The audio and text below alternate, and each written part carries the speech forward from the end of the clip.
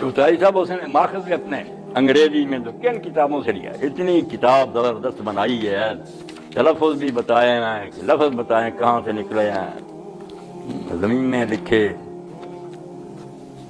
اللہ اکبر۔ ہاں نو نو نو نہیں، اردو میں بڑا دن عنوان رکھ کے نا، جس پر یہ لکھا یاد رہے کہ خدا مسیح کی صحیح تاریخ پیدائش کا کسی کو علم نہیں۔ 3 صدی میں اسکندریہ کے کلیمنٹ نے رائے دی تھی کہ اسے 20 مئی کو منایا جائے، لیکن 25 دسمبر کو پہلے پیر روما میں اس لیے مقرر کیا گیا تاکہ اس وقت کے غیر مسیحی تہوار جشن ظہر کو، جو راس الجدی کے موقع پر ہوتا تھا، پسے پش ڈال کر اس کی جگہ خدا مسیح کی سالگرہ منائی گئی۔ اس طرح جادی بدعتیں چل پڑتی۔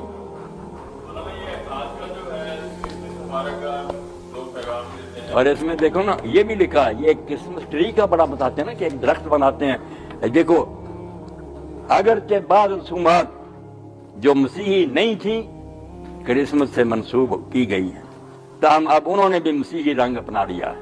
مثلا کرسمس ٹری، کرسمس کا درخت، اب اس سے یہ مراد لی جاتی ہے کہ یہ خدا کی طرف اشارہ کرتا اور اس کی نعمتوں کی یاد دہانی کراتا۔ کہتا یہ بھی کوئی عیسائیوں کا نہیں، غیر قوموں سے لے کر ایک درخت بنا لیا اور اس کا نام کرسمس ٹری رکھ لیا۔ ہاں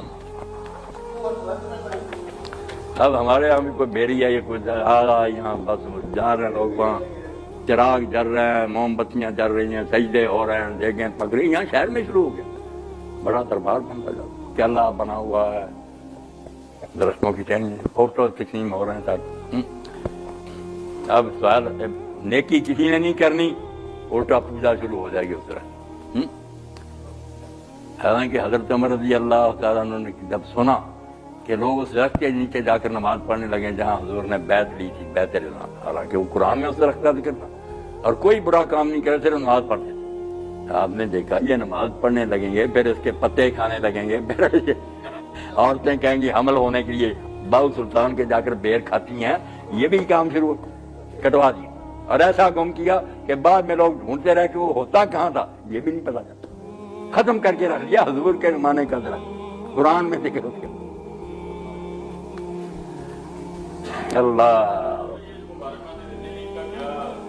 نہیں، ان کے غلط دنوں پر مبارکباد ان کو دینا، یہ تحفہ دینا، یہ تو ہمارے کفر لکھا دیکھا۔ کیسے مشرکانہ جو ہیں ان کی عیدیں وغیرہ کوئی ان میں نہیں ہمیں مل سکتی ہے۔ اس کی بجائے ویسے کوئی عیسائی یا کوئی ہمارے پاس رہتا ہے تو اس کا مر گیا، ٹھیک ہے، ہم افسوس کے لیے اس کے پاس چلے جائیں، یا بیمار ہے اس کی خبر نہیں، وہ نیکی ہے، وہ یاد وغیرہ دین ہے، مگر ان کے یہ مشرکانہ جو ہے طریقے، ان میں کیا ہمیں ساتھ دینا ہے۔ بالکل بیٹا ٹھیک بات ہے، میں نے جو بات کہی وہ عام کھانے کی نہیں، عام کھانا تو ہے نا، اس میں اہل کتاب کی بھی کوئی پابندی نہیں، کھلی چھٹی ہے کہ ہندو ہو، سکھ ہو، بدھ ہو، دہریا ہو، اگر وہ کھانا جو پکایا اس نے وہ ہماری شریعت میں حلال ہے اور اس میں کوئی چیز نے غلط نہیں ملائی، برتن صاف ستھرے ہیں، تو ہم سب کا چوتھائی سب کھا سکتے ہیں، مشرق سے مغرب تک سب انسانوں کے ہاتھ کا کھا سکتے ہیں۔ اور اگر کسی کے ہاتھ ناپاک ہیں یا برتن پلید ہے یا اس نے کوئی ناپاک چیز پکائی، وہ تو کعبہ کا امام ہی معذلہ پکائے تو ہم نہیں کھا سکتے، وہ حلال و حرام کی ہمیں فیصلے کی۔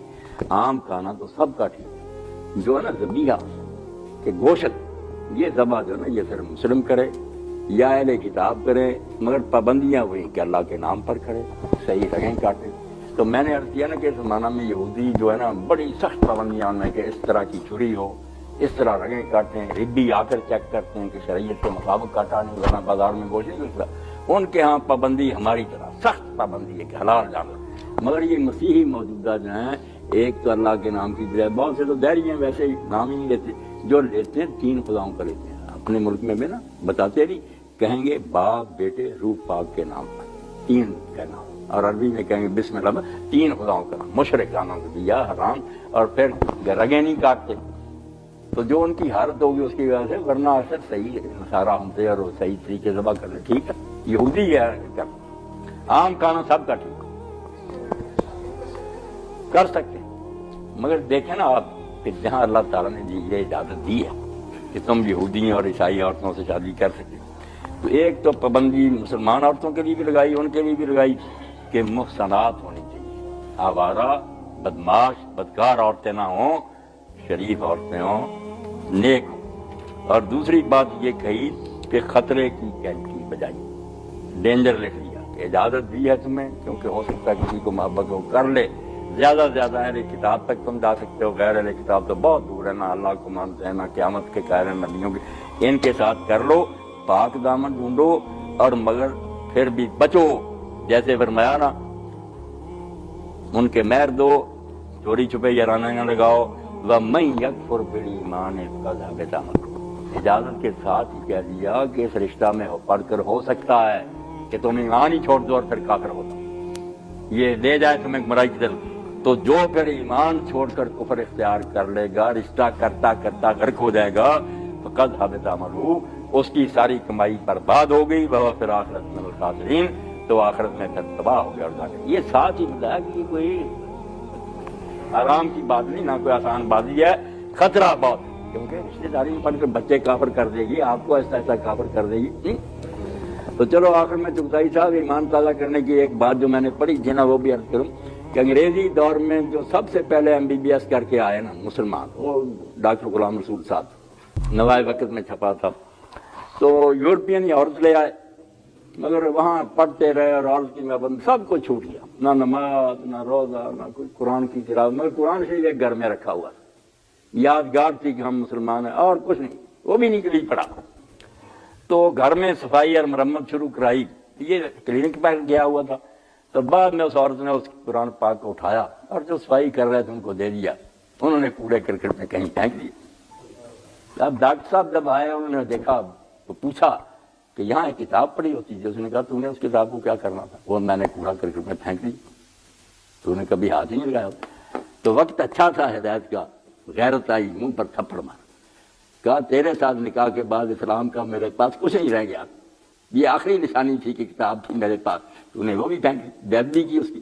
اور اس کا نتیجہ جو ظاہر ہوا نا اللہ کی طرف سے، وہ کہ رات کو جب وہ سویا تو سرکار دو عالم صلی اللہ علیہ وسلم کی زیارت، اور اس نے صبح داڑھی بڑھا دی، نمازی بن گیا، قرآن کی تلاوت کی طرف آ گیا، اور اس عورت کو رخصت کیا کہ دفع ہو جا، تیری اس گستاخی کی وجہ سے اللہ نے مجھے دوبارہ دین کی طرف لوٹنا نصیب کر.